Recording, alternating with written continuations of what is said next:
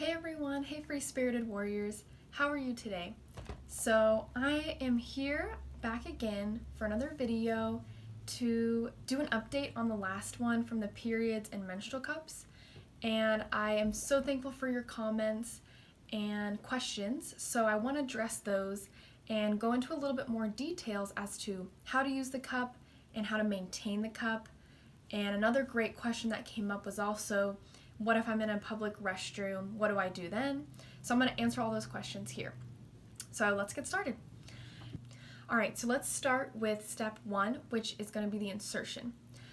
And today I have this model, and I will kind of show you how it's set up. Basically, it's split into two parts. That way it's a little easier to demonstrate.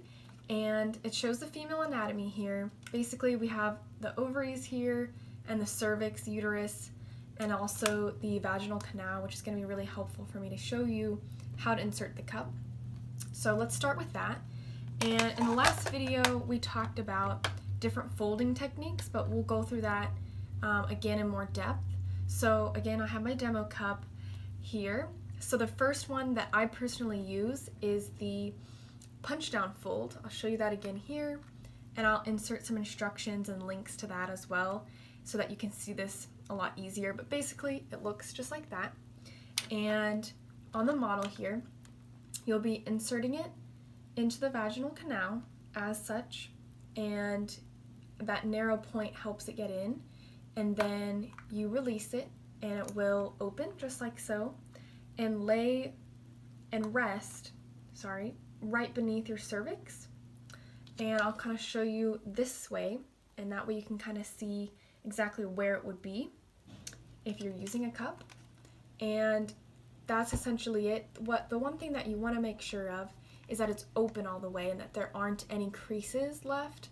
So one way that helps is if you use your finger and you just kind of run it around the edge of the cup, and just make sure that it's open. That'll fix the problem. You just want to make sure that the suction has been created, and if there are any nicks or folds, then it won't create that suction that is needed to ensure that it'll last the 12 hours and be safe to use. So that is the insertion technique. And quickly, I'll show you the other folding techniques. So there's another one which is called the C fold.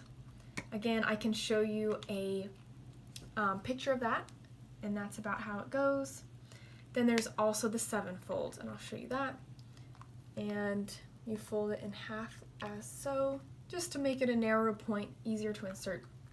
Those are the 3 insertion techniques. The same insertion process is in each, just to make sure it's open all the way. Make sure to feel for the cup and make sure it's around the bottom feels open. One thing I'd like to just show in relation to a tampon is the punch down fold. And I brought a tampon here to show.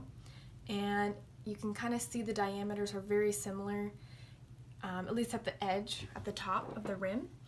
And that really helps just for comparison for me, just to kind of say, okay, it's about the same as that. If you've ever used a tampon, you can kind of relate it in that way. So that is for the insertion. That's what I wanted to get to first. Secondly is removal. And this is also really helpful to note. Okay, so we have it inserted. And so for the removal process, what happens oftentimes when you're first getting used to using the cup is you'll be a bit tense. And of course it's easier said than done just to say to relax your muscles and not freak out. But what you'll be able to do is to reach the stem.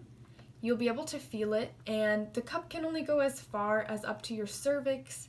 It will not get lost in your vaginal canal. Your canal is only 10 centimeters to 12 centimeters on average. So anyhow, that is the truth. You'll be fine. If you are getting frustrated with not being able to take it out, just take a break and come back at it again later. I know that for me the first time it was a little scary and I was getting a little tense, like, oh, where did it go? But just keep at it, just take a break, and what really helps is to bear down or to put one leg up on a stool or the toilet or even in the shower on the bathtub side, and that will really help just kind of getting and shortening your vaginal canal when you're in a squatted position. So that kind of brings the cup closer to you. So once you're in that position, try to relax your muscles and kind of push as if you're having a bowel movement. I know it's kind of weird, but that is what it is. And that way you can reach the stem and pull the stem down just a bit, just so you feel like it's getting on its way out. And then when you can, toward the opening, pinch down and break that seal, which was formed by the holes at the top of the rim, and just slowly wiggle it back and forth and slowly pull it out. And that way you're holding all of the blood inside, and it's just like, you know, a little bit easier to contain. For the public restroom question, what do I do if you're at school or whatever it may be and you don't have access to taking it out in the shower, or you need to change it at work? So that technique is really helpful, this one in the wiggling to remove it.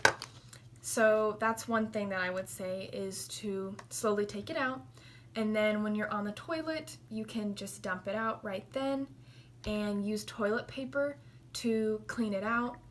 Also, let me reach over here. There are some companies such as this one, I'll link it down below as well, the Organo wipe, which you can bring in your bag on to work or whatever it is, and you could clean it that way as well. If you know that that might be necessary for you, you can bring wipes on the go, but it's up to you. Toilet paper is totally fine. It doesn't have to be completely clean. Just try to get the holes at the top to be mostly open so that you can reform that suction when you reinsert. And that is the basis of the bathroom protocol. I would just say, when you're starting out, to take a day to practice that on your own at home if you have the luxury of that time, because that way you know what to expect when you are in a public restroom setting. And if you're not comfortable bringing your cup out to the common sink area and showing people that you have a cup, but hopefully that will change and that'll be more the norm. But for now, I understand that you might want the privacy of just reinserting your cup in the stall. So that's one way you could do it.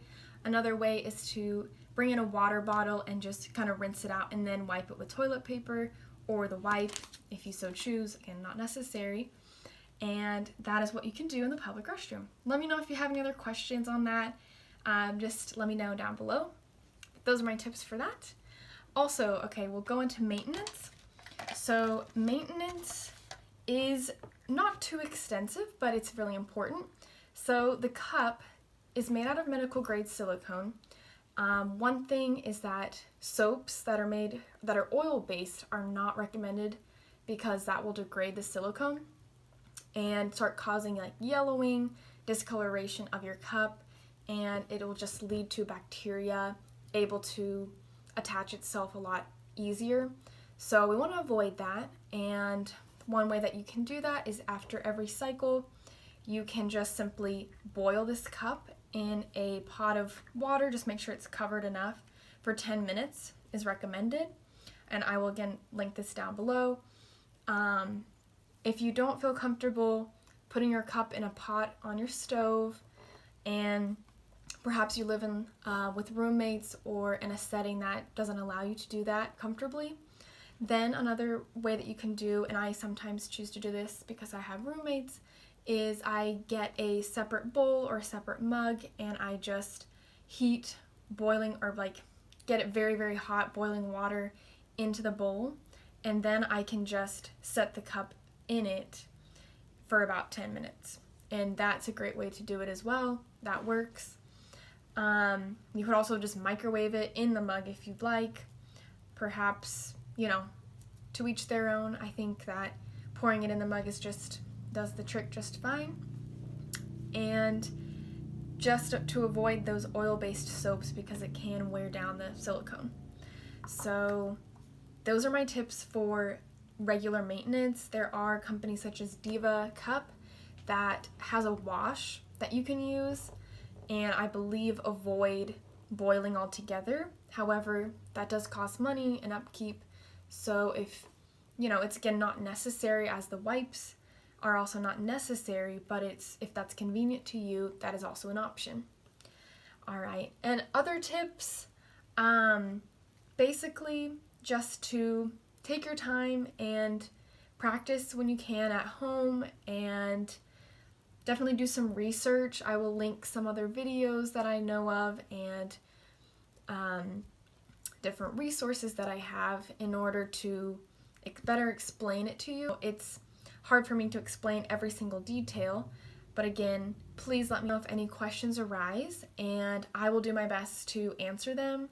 I would be happy to do another video and go into any other questions that you might have, because I really do believe in the benefits of a menstrual cup, which save you money. These cost from around $7 to upwards of $40, like the Diva Cup, but in the long run it could last up to 8 to 10 years, and that is much more economically feasible than buying disposable products. For the environment, that's another plus for me, and I hope that people will consider and do some research there. Again, do talk to your doctor if you have endometriosis or an IUD, as this may not be the best option for you. In some cases it's fine, but just check first. And again, other benefits include the comfort, lasting up to 12 hours depending on your heaviness of bleeding, and it also maintains the integrity of your pH, of the pH in your body. So I think the menstrual cup is something that every menstruating human should know about, menstruating or not at that, because you could help someone else, you could give the information, and just be a resource. A little challenge for you all is to tell one person, friend or family, about the menstrual cup this week, and let me know how that goes in the comments and on my blog. I want to hear what their reactions are. So let's dispel the taboo together. Have a great week. Thank you.